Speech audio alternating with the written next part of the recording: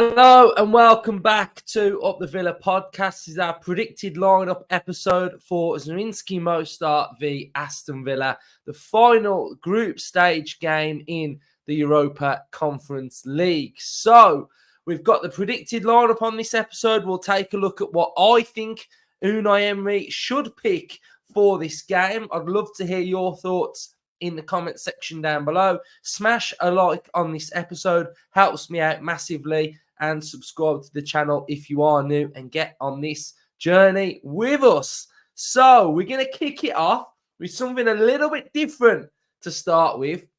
I'm setting you a challenge at home, and I want you to create your ultimate Aston Villa five-a-side team with the current players. So there can only be the current players. So we'll do that first, and then we will get into the actual predicted lineup. So a five-a-side team with the current players. Obviously, we've got to kick it off with Emi Martinez in goal. I think Martinez would just be the only choice. The only choice we got. Martinez or Olsen in goal in the five-a-side. I think we've got to go with Martinez. And then we've got four more players. We've got four players to pick in a five-a-side team. So how do we go about this? I'm going to go with a diamond. So I'm going to go with my four players are going to sit in a diamond. So I'm going to go with Martinez in goal. And I am going to go with my defender. Don't have to have a defender if you don't want. But this player for me is going to give me the control of the five-a-side. He's going to be an absolute beast at the back. And then that's going to allow me to have my three expressive, creative players who are going to be in my team. And Carlos, for me, would be fantastic in a five-a-side. He'd just be so strong, wouldn't he? Like, you could just say to your three attackers, do your stuff. Just leave me at the back, lads, and I'll just mop up everything. I'll scan this area here and you go and do your stuff. My next player in my five-a-side is going to be, let me find him. I'm going to go with Diaby in mine, and he's going to sit on that right-hand side. He's just going to have pace, power, skill, very good on the ball, doesn't really give the ball away too much anyway, and I think he would be a brilliant player in a five-a-side. My next player is going to be Dougie Luiz, and he would sit in this sort of area here. Feel like he would drop into there if needs be. And I think when we think of like Coutinho when he was at Villa, and a lot of fans spoke about Ashley Young sort of making players better, bringing a different level, bringing experience, etc. I think Coutinho has really helped Dougie Luiz's game. And I've started to see like a swagger in Dougie Luiz's game that reminds me a little bit of Coutinho. You know, when Coutinho used to just do that little jink and drop of the shoulder, and his vision was there. I think Luiz has started to get a bit more of that as well. And I think Coutinho would have been big for Luiz. So I'm going to go Luiz, and then I'm going to go up top. I'm going to go a bit rogue up top. Not rogue, but you'd expect me to pick a striker. But I'm going to pick a player at the minute that I am absolutely loving. Absolutely loving him. And I'm going to go Leon Bailey. Bailey would be class in a five-a-side. Bailey, just that link up with Diaby. And I just think it would be absolutely quality, the link up. And my team, I think, has got a bit of everything. So I just thought I'd have a bit of fun at the start of this episode. Just try and get you guys to get thinking of your ultimate Villa five-a-side team. So in the comment section down below, put your teams in there. And then what I'll do, you put your teams in there and I will rate your team out of 10. How about we do that then? So whoever puts their team in the comments, I'll rate that team out of 10. Okay? So that's what we'll do for that. Cool. So let's move on then. ZRINJSKI, last game. And I've got to say, you know, for the stigma that this sort of competition would get, B-Tech Europe, as some fans would probably call it. I've really, really enjoyed it. And I think in the long run, it will be a competition that we look back on and we think, you know what? That stood us well. That stood us well. I reckon in 5 years' time, we'll look back on this competition and be like, the journey, the start, European Conference League was the start of Villa's European journey. And I've thoroughly enjoyed it. I've loved going to the games. I think 2 sets of fans were absolutely brilliant. Seeing how those fans sort of chant, sing, jump, move, etc. I thought, they were brilliant. The other set of fans are just literally scumbags. But I think the other 2 sets of fans were brilliant. And I think it's just been a real good eye-opener for Villa fans and the players and for the club to get back in Europe. And, the games that we've played, we've done well apart from the first one. I think players have improved. I think players have grasped it. I think we're looking really good. We look like we've understood and we look like we're comfortable playing in Europe now. I think we look like we can cope with Europe and the Premier League, which has been, a massive point as well. So for me, I've thoroughly enjoyed it, and I can't wait to see where this journey takes us. We've got ZRINJSKI on Thursday. Get a point from that game, we will top the group, and then we don't have to think about Europe then till March.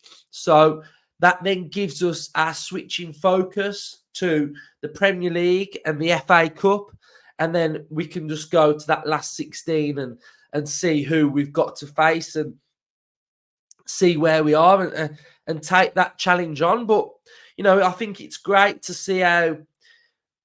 I think when you go on a journey in football and for example, when we're in the Championship, we go on that journey, we win those games, we get in the Premier League, we go on another journey. And, you see these players like Cash, McGinn, Watkins, Louise. They've been on a proper journey with Villa. And, it started sort of in that Championship and it's took us into Europe, and now look at us. And I think as fans, we've got to just be proud of where we are and how they've risen and adapted to the challenge and everything that's been sort of thrown in front of them. So the ZRINJSKI game is a game that we have to get something from. But I've got my full focus on Sunday and getting 3 points on Sunday. And I think I want to see a bit of rotation. Like I said yesterday on the episode with Aaron, and shout out to a couple of you who've reached out. You've reached out to Aaron as well. So fair play to you all. That massive respect. Great to get him back on the channel as well. But my focus is on Sunday. But that still doesn't mean that we're going to play a really poor team and we're going to chuck this game. We're going to be competitive, but there's just a couple of players that I think I don't really want to see in this game, and I want to fully rest them. And yeah, this team, they're bottom. Have they got something to play for? Pride. Are we a better team than them? 110%. Get an early goal. We'll win this game comfortably. So I think that's where my headspace is at. And my headspace is for the game on Sunday as well, especially, with certain players being out. It's going to be difficult. Every game in the Premier League is really difficult. So let's get into the predicted lineup then. What's the team? What am I going with? So we'll go from there. So we are going with the same formation as always, 4-2-2-2. And we'll see the top striker probably touch out to the wing, etc. So in goal, I'm going to go with Robin Olsen. Actually, no, I'm not, because he's not been on the bench. So we're going to have to probably go with Martinez. If Olsen is able to play, then we'll go with Olsen. But if not, then it's going to probably have to be Martinez. We're going to go with a player that has really impressed me. And there's rumours of this player being recalled because he's not getting enough game time, which I think would be a problem for Villa. I think it would be a problem if he gets recalled, because then that would mean we would have to go in the loan market again and replace Longley. And I think Longley's good. I like him. I think he's good on the ball. But what I like about him is that his game is similar to Pau Torres's. He might not be as good as Pau Torres. That's why he's probably not in the starting lineup. But I would be comfortable for Longley to play.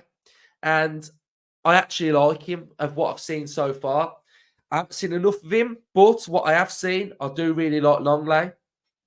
So Longley plays for me. At right back, I'm going to go with Matty Cash, because I think in this game, we're going to want fullbacks to go forward. And I think the more players, the more movement we've got in this game, the more problems will cause ZRINJSKI. So Cash starts for me. And then we've got this little predicament of, is it Carlos, is it Konsa? And I'm going to go, and I'm thinking of what I'd go with on Sunday as well. This player's going to play on Sunday as well, I think. So I'm going to go with Carlos. So I'm going to go Carlos, Longley, and Cash. And then the left back, we've got a bit of a predicament here as well, haven't we? We've got one where Luca Dean can't play on Sunday because he's suspended, but Moreno needs minutes. So who starts? Moreno will. I think Moreno will need some minutes in this game to keep up his game time. So I think Luca Dean needs a rest anyway. He looked like he was blowing in some of the games, the ones that have just come as well.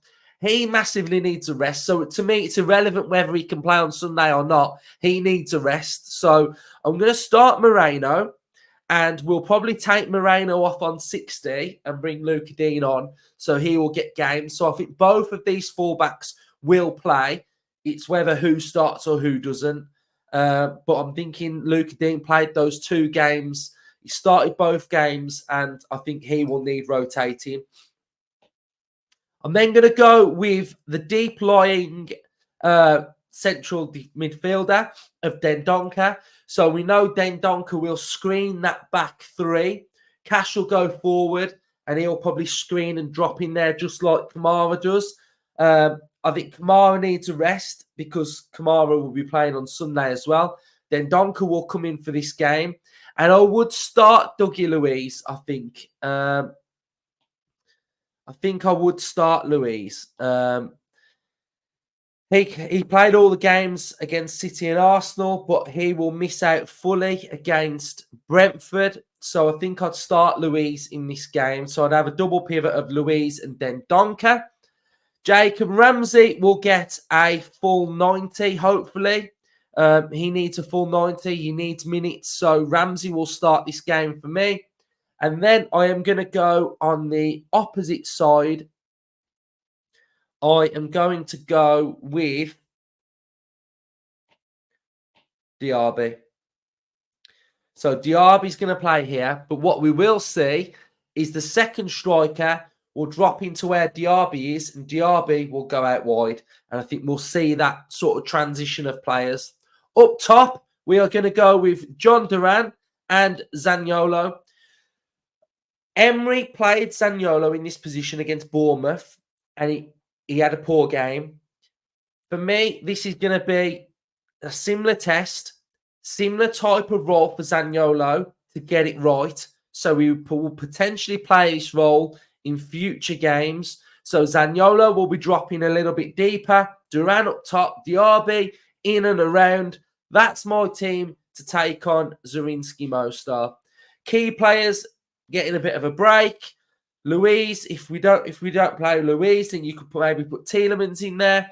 But I think Luiz will go in there for me.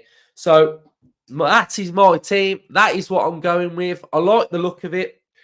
It's got enough rotation in there for me. I think it can get the job done. 100% get the job done. And then hopefully there's a few people are asking what's wrong with Bailey, but I think I heard Emery say that he has to come off. Tielemans has to come off as well because he was tired. So I think that's where those two players hopefully are. But last group stage game, really enjoyed it. And we sort of got the job done. And we've got a big game coming up against Brentford at the weekend. So, loving life, loving my Christmas jumper. My beard is getting long. A lot of you are asking about this beard, like why it's getting long. Basically, I'm a bit superstitious in the sense of Villa are doing quite good at the minute. So, basically, I don't want to get rid of it in case you start doing crap. So, I'm going to keep it going until I feel like the form and the vibe has dropped off, and then I can go a bit shorter with it. But for now, fortunately, we're going to keep it for a little bit longer. So next up, we have got the match reaction straight after the game. So we'll be reacting to the game straight after, and then we'll turn our attention to Brentford as well. So cheers, everybody who has been supporting the channel. Subscribe if you're new, drop a like, do your 5-a-sides. I'll rate it out of 10. Up the Villa.